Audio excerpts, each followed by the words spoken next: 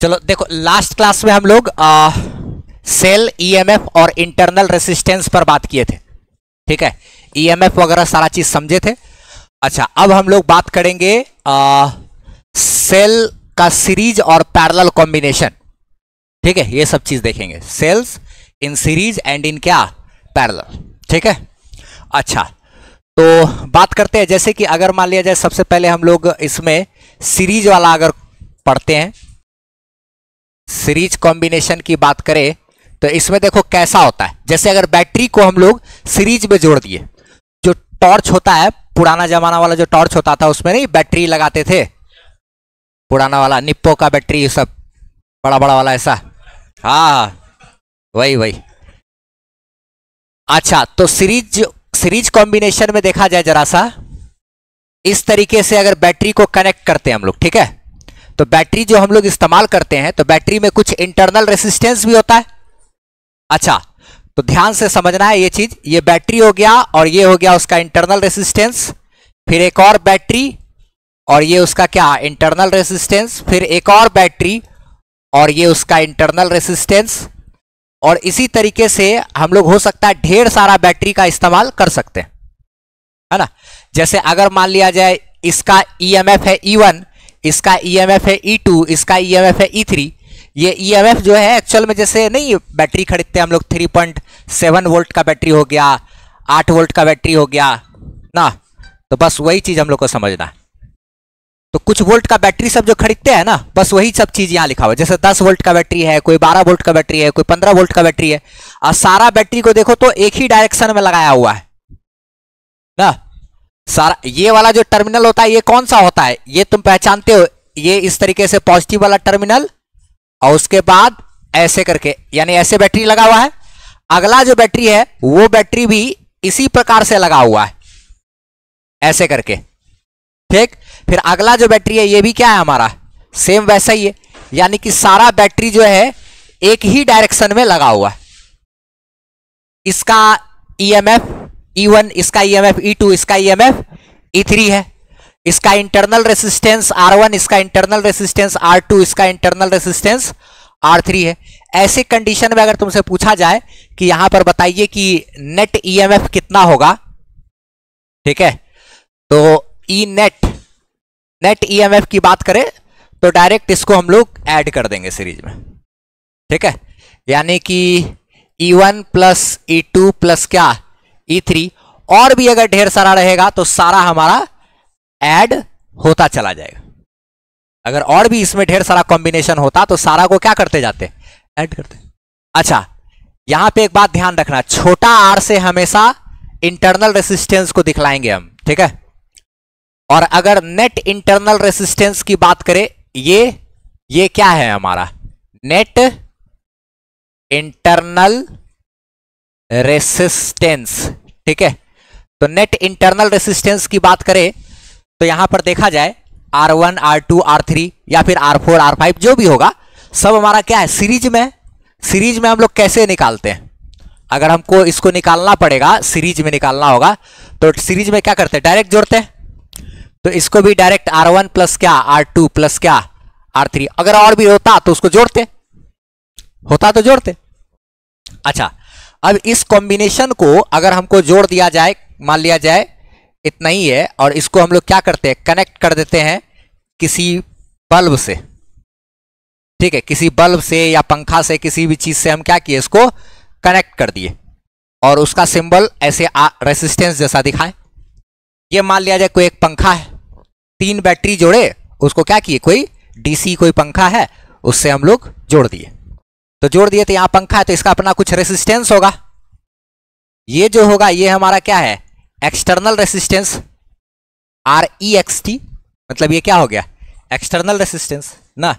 ये REXT का मतलब, या फिर कैपिटल R का मतलब, या फिर कैपिटल R भी लिखे तो समझ लेना कि वो क्या है हमारा, एक्सटर्नल रेसिस्टेंस है। ठीक है, इसको कनेक्ट कर दिया एक्सटर्नल रेसिस्टेंस, बैटरी से कुछ जोड़ के चलाएंगे ना।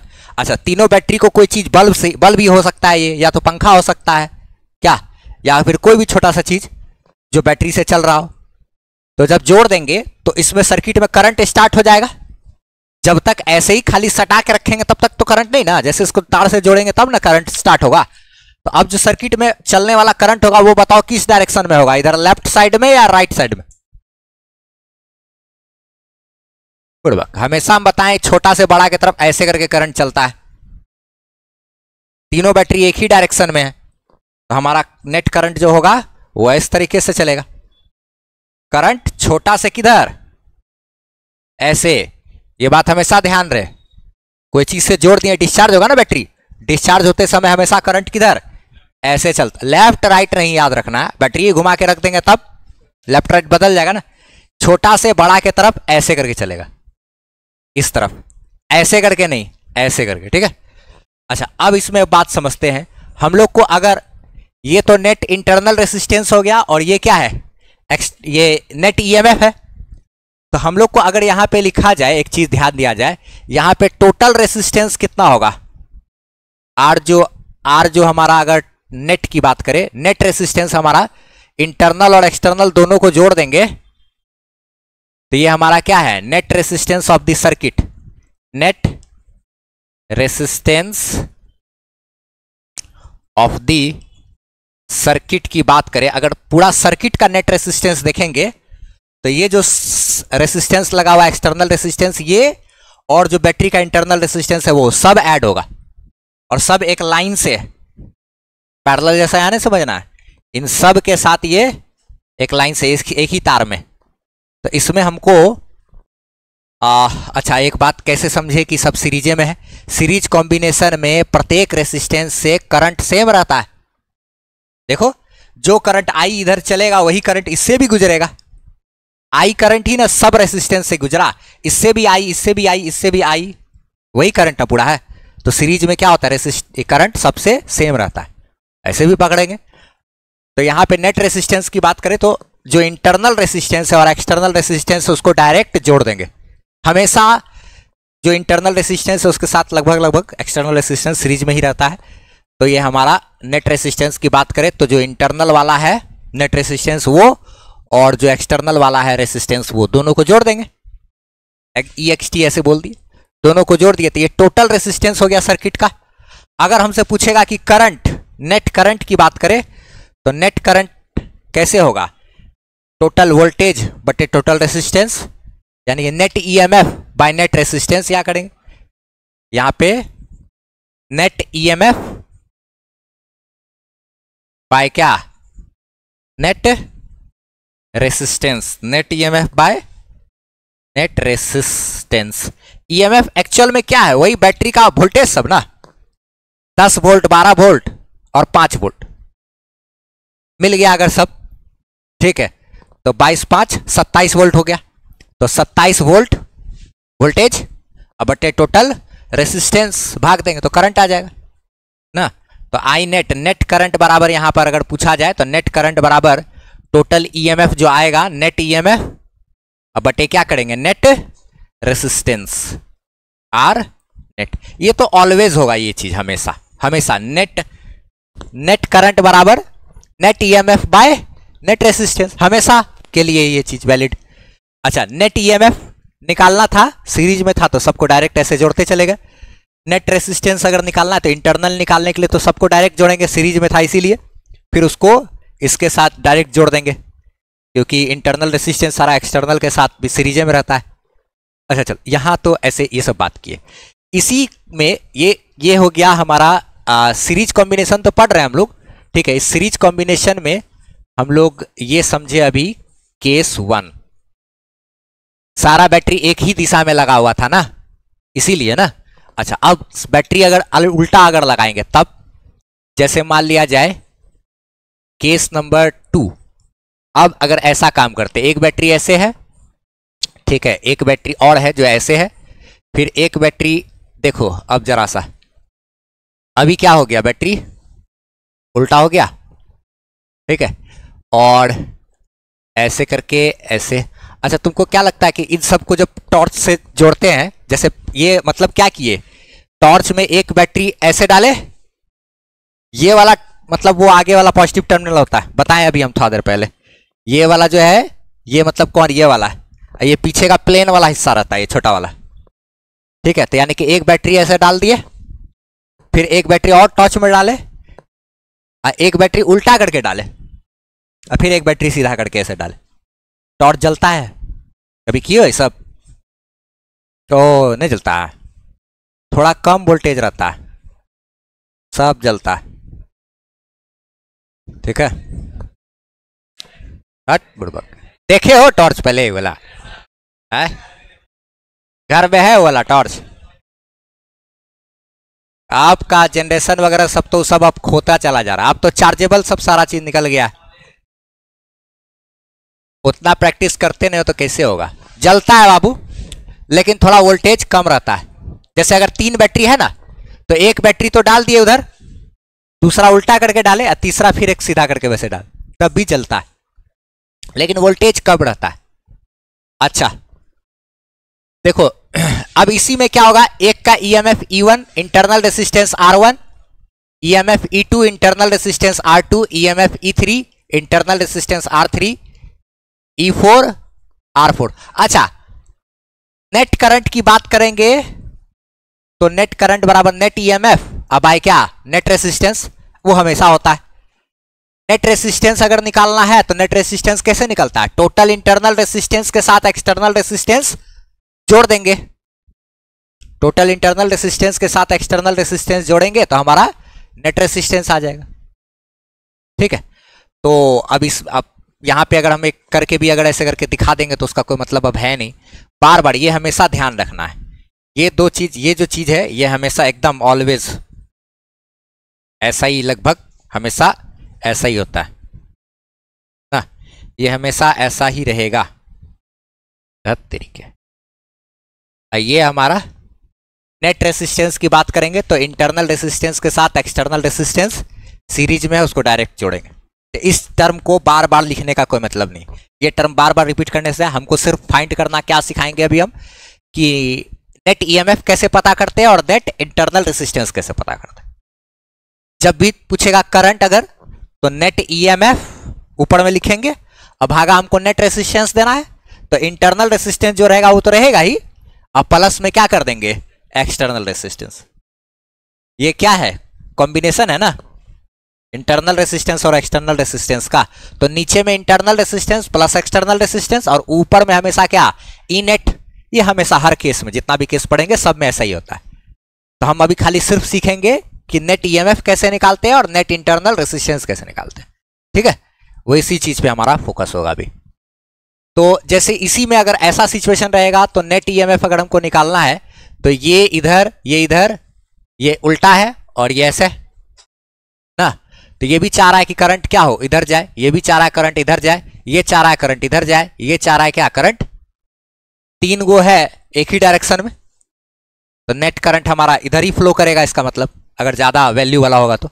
लेकिन अगर मान लिया जाए ये 1 वोल्ट का है, ये 1 वोल्ट का है, ये 1 वोल्ट का है, ये 10 वोल्ट का है, तब तो इधर करंट हो जाएगा ना। तो ये सब चीज का ध्यान रखना है। तो यहाँ पे नेट ईएमएफ की अगर हम लोग बात करें तो E1 प्लस E2, ये हो जाएगा क्या, माइनस E3 प्लस क्या, जो एक तरफ है, एक जो सेंस में, एक सेंस में लगा हुआ है, ये एंटी सेंस में उल्टा तो लगा हुआ है, तो उसको क्या कर देंगे, घटा देंगे। ठीक है, अच्छा अगर इसको पॉजिटिव मान लेते तो बाकी सबको घटाते। खैर, तो ये चीज इस तरीके से हम लोग करेंगे। अगर मान लिया जाए हम ऐसा अभी बात किए, ठीक है, अगर ऐसा होता कि ये 1 वोल्ट होता, ये 1 वोल्ट होता, ये 1 वोल्ट होता और ये 10 वोल्ट होता, कोई इस तरीके से लिख देता, तो ये 1 प्लस 1 प्लस 1 3 और माइनस 10 तो माइनस 7 हो जाता। तो यानी करंट का मान जब निकालते तो E net bye R net करते तो -7 भागा कुछ नेट रेसिस्टेंस आता, निगेटिव आ जाता। निगेटिव आने का अर्थ, करंट हमारा निगेटिव आने का अर्थ ये होता है कि करंट का डायरेक्शन हमने उल्टा मान लिया है। करंट का डायरेक्शन जो हमने ये सोच रहा है, ये सोचा है, वो नहीं होगा, उल्टा होगा, ये इसका अर्थ होता है। खैर वो सब बाद में सीखेंगे, अभी फिलहाल बस इतना जाने कि नेट ईएमएफ निकालना है तो ऐसे कर देंगे। अच्छा, नेट इंटरनल रेसिस्टेंस की बात करें तो सब तो हमारा सीरीज में ही है सारा, तो इसमें दिक्कत नहीं है। इसको डायरेक्ट सीरीज में क्या होता है, जोड़ देते हैं ना, तो R1 प्लस क्या, R2 प्लस R3 प्लस क्या, R4। ये नेट इंटरनल रेसिस्टेंस हो गया और ये नेट ईएमएफ हो गया। करंट चाहिए होगा तो नेट ईएमएफ बटे टोटल रेसिस्टेंस डालेंगे। टोटल रेसिस्टेंस में internal resistance plus external resistance. ये केस नंबर 2 है, ये वाला। अच्छा, अगर इसी में एक और इंपॉर्टेंट चीज बताते हैं, case number 3, for n number of identical batteries.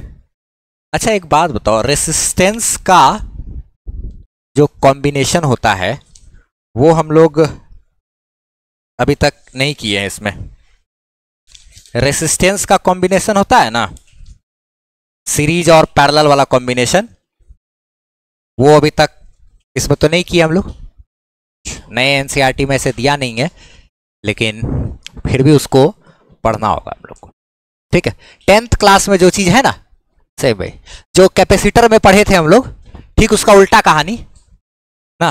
Capacitor में जो पढ़े थे कि सीरीज में रहता है तो 1 बाय करके जुड़ता है, पैरेलल में डायरेक्ट जुड़ता था, ठीक। उसका रेसिस्टेंस वो तो उल्टा है ना। रेसिस्टेंस में क्या होता है, डायरेक्ट रहेगा तो एक लाइन से रहेगा तो डायरेक्ट जोड़ते चले जाएंगे, अब पैरेलल में रहेगा तो 1 बाय करके जोड़ते हैं। ऐसे तो 10th क्लास में पता है थोड़ा लोग को, तो यहाँ पे तो यूज कर लेंगे, ठीक है। लेकिन फिर भी रेसिस्टेंस का सीरीज और पैरेलल कॉम्बिनेशन हल्का हल्का फिर भी हम लोग देख लेंगे, पुराना एनसीईआरटी का चीज है फिर भी। तो क्या बोले, अगर n number of identical, for n number of identical batteries, n number of identical batteries है, इसका अर्थ ये हुआ कि मान लिया जाए ये भी इसका EMF E, internal resistance R, तो अगला जो है उसका भी ईएमएफ E और इंटरनल रेसिस्टेंस क्या है, R है। फिर अगला है ईएमएफ E और इंटरनल रेसिस्टेंस R है, और ऐसे ऐसे करते करते कै गो बैटरी है, n गो। ER ER ER ER ER ER करते करते n ठो बैटरी है, ठीक है। तो अच्छा n बैटरी है, ठीक। तो अब एक काम करते हैं इसमें कि इसमें जो नेट ईएमएफ अगर हम लोग को पता करना होगा तो देखो, तो सारा तो एक ही सेंस में है, तो E plus E plus E plus E n ठो है ना, तो जोड़ते जोड़ते जोड़ते कितना हो जाएगा, n E। अच्छा n E, क्यू बराबर n E का याद दिलाता है ना। खैर, तो n into E M F.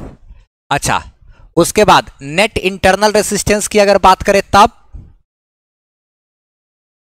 R plus R plus R plus R plus R series में है। सीरीज में रेसिस्टेंस तो डायरेक्ट जुड़ता है, 10th क्लास से पढ़े ये सब। तो R plus R plus R plus R करेंगे, n तक जाएंगे तो NR क्या हो जाएगा, ये NR। ये चीज बहुत इंपॉर्टेंट है, इसको ध्यान रहे, क्योंकि इसका यूज एक जगह करेंगे हम लोग जब सीरीज और पैरेलल के बाद मिक्स्ड ग्रुपिंग ऑफ सेल करेंगे तो। अच्छा चलो, ये चीज इसमें समझे। अब इसके बाद कहानी होता है क्या, पैरेलल वाला, ठीक है। Parallel combination of cell. Parallel combination की अगर बात करें तो उसमें कहानी क्या है, थोड़ा सा वो समझते हैं हम लोग, ठीक है। जैसे कि पैरेलल में भी ढेर सारा सिचुएशन है, एक देखते हैं हम लोग। केस 1, केस 1 में देखो तो बैटरी इस तरीके से, ठीक, E1 R1, ठीक है। और फिर इसको लाके कोई एक्सटर्नल रेसिस्टेंस से जोड़ देंगे तो कहानी फिर से वही रहेगा जो हर बार पड़े। इसमें हमको अगर चाहिए होगा नेट ईएमएफ और नेट रेसिस्टेंस, इंटरनल रेसिस्टेंस, तो इसमें कैसे करेंगे अब इसको समझो, थोड़ा सा याद रखना। फॉर्मूला जो हम बताएंगे, जो तरीका बताएंगे, उसको याद करना पड़ेगा। देखो, नेट रेसिस्टेंस तो यहां पर तुमको आराम से निकल जाएगा, पैरेलल वाला है ना। पैरेलल वाला अगर इसको फाइंड करना है तो 1 by R net is equal to क्या, 1 by R1 plus 1 by R2 plus क्या, 1 बाय R3। पैरेलल में है ना रेसिस्टेंस सब सारा, तो क्या करेंगे हम लोग, जो पैरेलल वाला रेसिस्टेंस में चलता है वही तरीका यहां लगा दिए। 1 बाय आर नेट बराबर क्या, 1 by R1 plus 1 by R2 plus 1 by R3, ठीक है। अच्छा, लेकिन अगर ईएमएफ की बात करेंगे ना, नेट ईएमएफ का फॉर्मूला जो अब हम लिखने वाले हैं उसको अब तुम लोग को याद करना पड़ेगा थोड़ा सा, ठीक है। एक बार देख लेते हैं। E1 by R1 plus E2 by R2 plus E3 by R3, और भी ढेर सारा रहता तो सबको करते divided by 1 by R1 plus 1 by R2 plus 1 by R3। यही फॉर्मूला होता है। नेट ईएमएफ अगर इसमें निकालना है तब तुमको ये तरीका याद करना पड़ेगा। क्या? E1 by R1 plus E2 by R2 plus E3 by R3। अगर ढेर सारा है तो E4 by R4, E5 bye R5, E6 bye R6 तक जाएंगे, वहां तक जाएंगे। En बाय Rn तक जाएंगे। उसके बाद नीचे में क्या? 1 by R1 plus 1 by R2 plus 1 by R3 plus 1 by R4 plus 1 by R5 plus 1 by इतना कर 1 बाय Rn तक जाएंगे। ये फॉर्मूला को याद करना पड़ेगा। एक बार बिहार बोर्ड में देखे एक सवाल पूछा, उसमें क्या किया ना, 2 ठो रेसिस्टेंस ले लिया था, 2 को बैटरी ले लिया था पैरेलल में बस।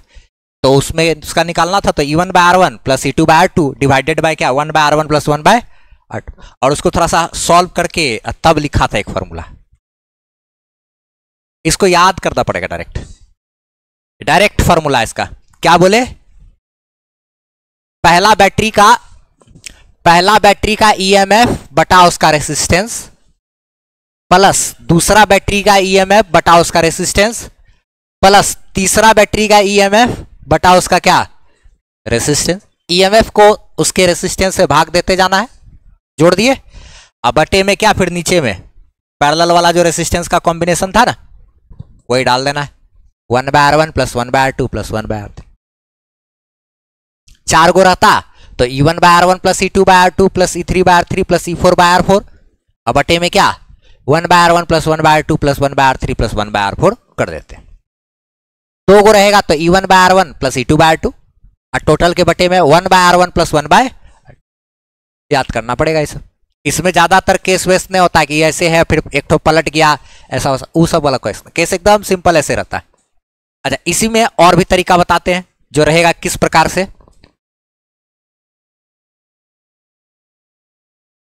केस 2 देखो, अगर इसी में रहेगा 4 आइडेंटिकल, 4 देखो 4, अभी इसी में हम लोग क्या करते हैं, 4m नंबर ऑफ,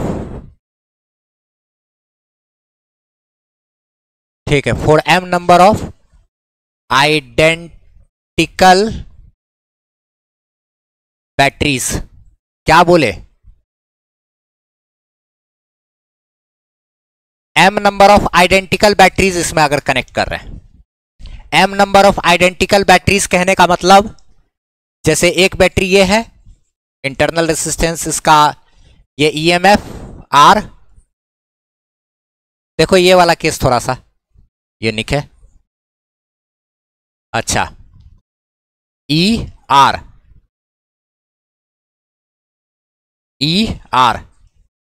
और ऐसे करते करते कितना बोले, कैट हो है ये N गो,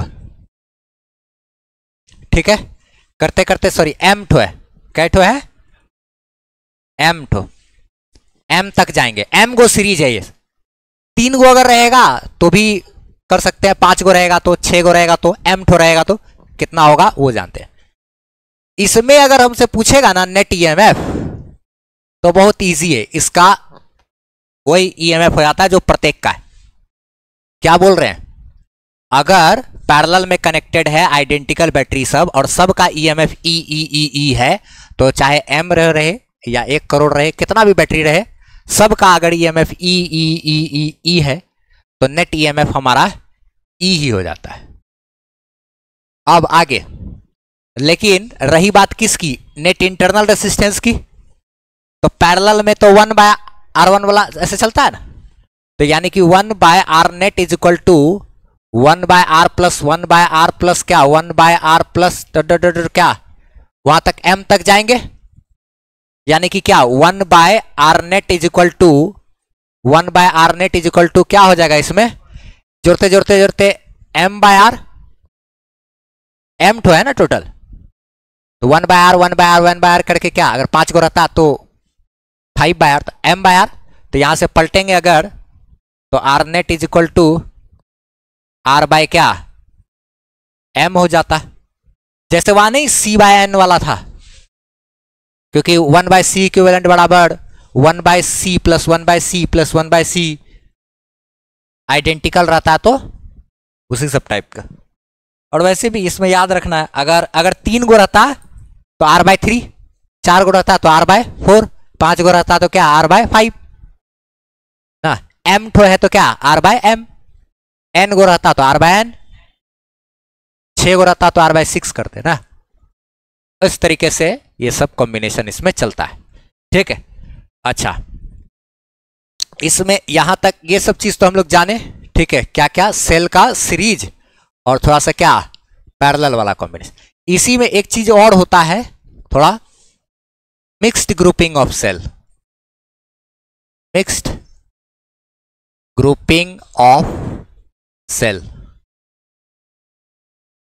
चूंकि इतना बताएं तो उसका इससे डायरेक्ट कनेक्शन हो जाएगा तो समझ में आ जाएगा, तो अगला दिन फिर तब दिक्कत है। क्या बोले, मिक्स ग्रुपिंग ऑफ सेल में क्या होता है कि जैसे अगर मान लिया जाए, अब एक काम किए, देखो इसका फोटो अब पहले बनाते हैं।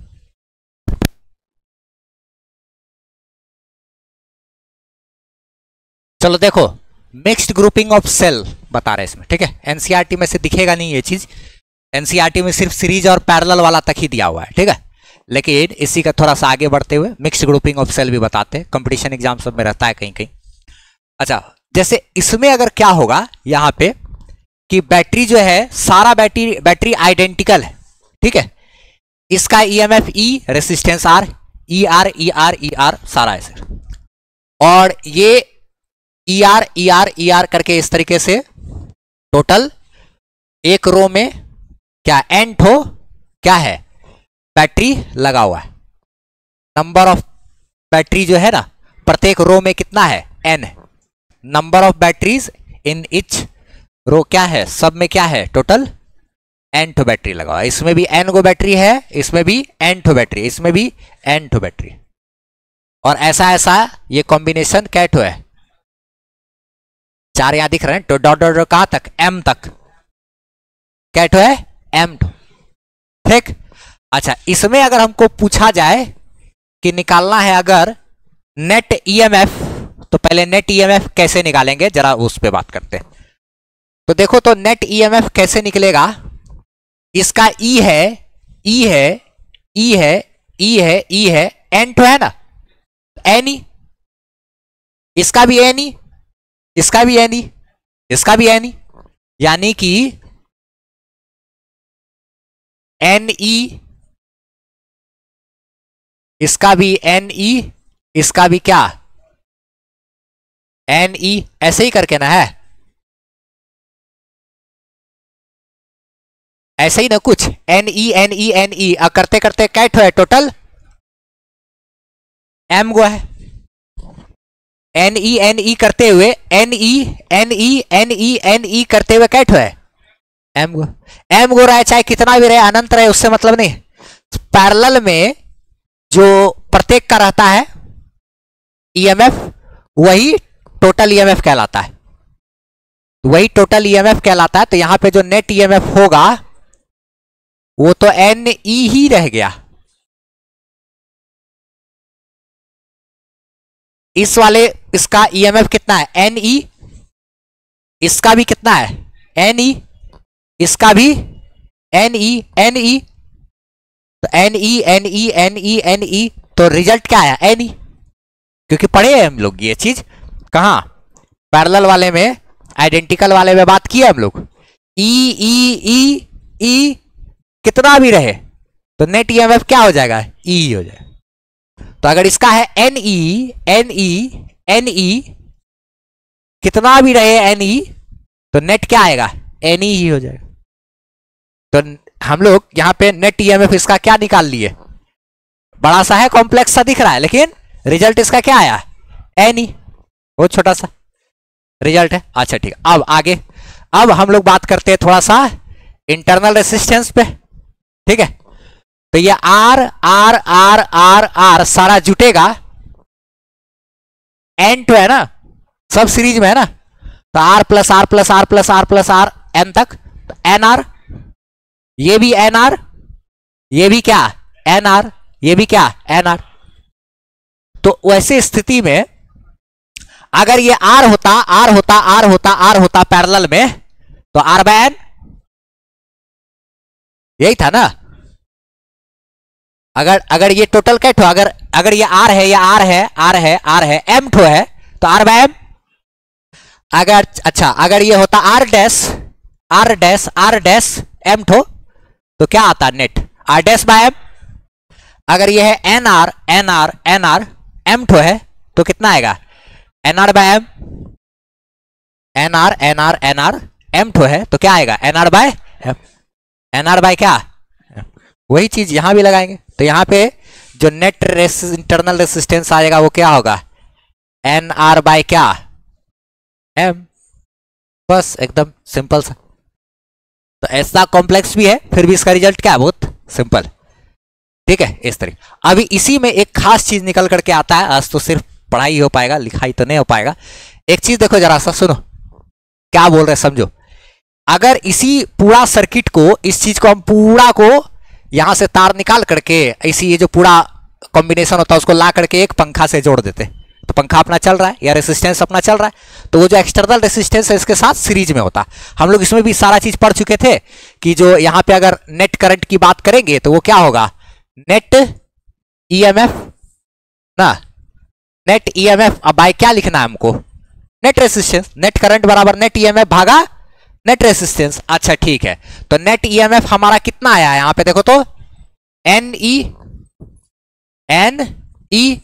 अब भागा नेट रेसिस्टेंस की अगर बात करेंगे तो जो इंटरनल रेसिस्टेंस है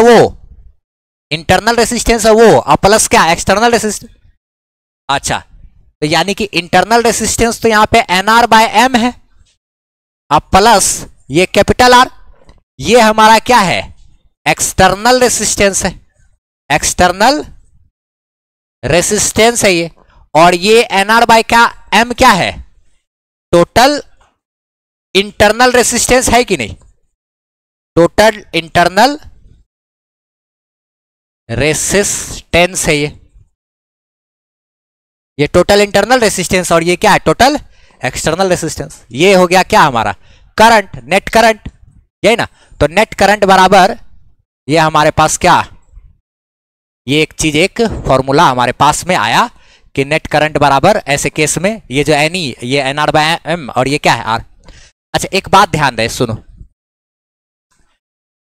ऐसा कभी पता नहीं 11th क्लास अगर पढ़े होते तो उसमें बात करते एक ऑसिलेशन नाम का एक चैप्टर होता है, वेव ऑसिलेशन, उस सब में समझाया जाता है एक रिजोनेंस का बात।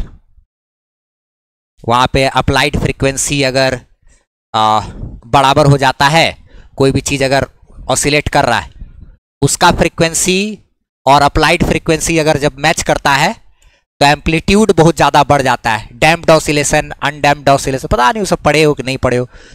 हाँ वो सब नहीं है पढ़े हो, यही मान के चलते हैं, छोड़ो हटाओ सब कहानी हटाओ, आगे बात करते हैं इसमें। सुनो एक चीज है, एक थ्योरम होता है यहां पर, ठीक है, कभी पूछा नहीं है तो लगता है कि शायद पूछ सकता है एग्जाम में, हो सकता है 2026 में या इस साल हो या जो भी साल हो अगला आने वाले साल में ये एक क्वेश्चन होने का चांस बनता है। यहाँ पे एनसीईआरटी में दिखाई नहीं देता है लेकिन फिर भी है, बहुत सारा टॉपिक ऐसा भी होता है जो एनसीईआरटी में नहीं दिखता है फिर भी क्वेश्चन पूछा जाता है। एक वाटलेस करंट हुआ करता था चैप्टर 7 में, तो था एक्स्ट्रा टॉपिक, हमेशा उसको हर बार बताते थे तो एक साल देखे कि पूछा।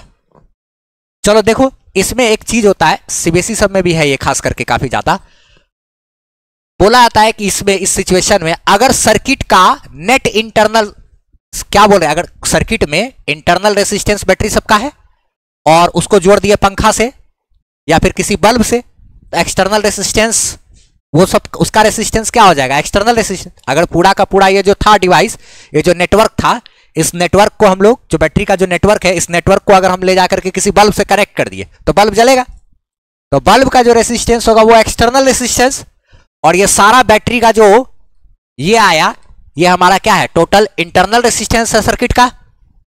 और इसको अगर हम लोग नेटवर्क को जोड़ दिए बल्ब से तो बल्ब का जो रेसिस्टेंस होगा वो होगा एक्सटर्नल रेसिस्टेंस। तो एक होता है मैक्सिमम पावर ट्रांसफर थ्योरम। वो कहता यह है कि अगर सर्किट का नेट इंटरनल रेसिस्टेंस बराबर हो जाए सर्किट में लगे हुए एक्सटर्नल रेसिस्टेंस के, तो सर्किट में दौड़ने वाला करंट मैक्सिमम हो जाएगा अपने आप में। सर्किट में उस समय दौड़ने वाला जो करंट होगा वो क्या होगा, मैक्सिमम। यानी कि क्या बोला जा रहा है नोट में, हम लोग अभी इसको अच्छे तरीके से डिफाइन कर लेंगे maximum power transfer theorem heading दे करके, कि when net internal resistance of the circuit becomes equal to the net external resistance of the circuit, then current in the circuit will be maximum. Current जो है circuit का वो maximum हो जाता है। यानी कि if N R by M बराबर कैपिटल आर,